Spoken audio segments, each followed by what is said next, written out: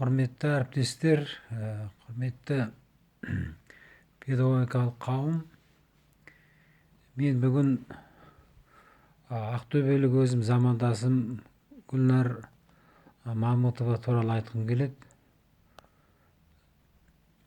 Біз Гүлнар екеуміз 1990 жылдан бері таныспыз.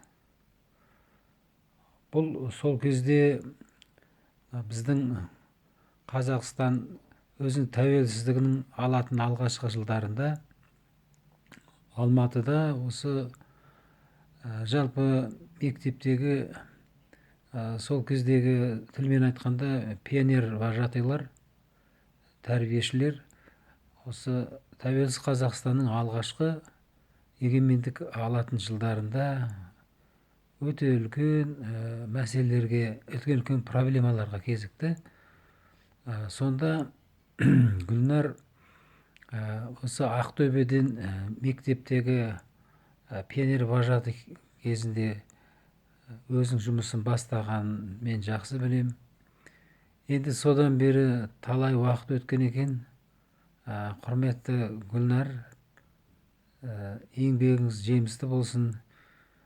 Міне бүгінгі таңда сол атамекеншілер дәстүрі, бүгінгі таңда міне 30 жылға жуық тәуелсіз Қазақстан жағдайында мына Гүлнар сияқты көптеген атамекеннің тәлімгерлері әлі жұмысын жалғастыруда.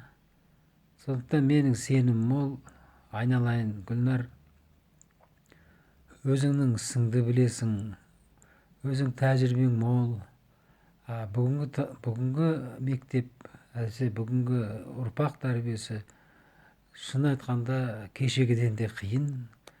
Өйткені өте көп ақпарат, өте көптеген әдістер, тәсілдер, оның үстіне міне жаңа заман.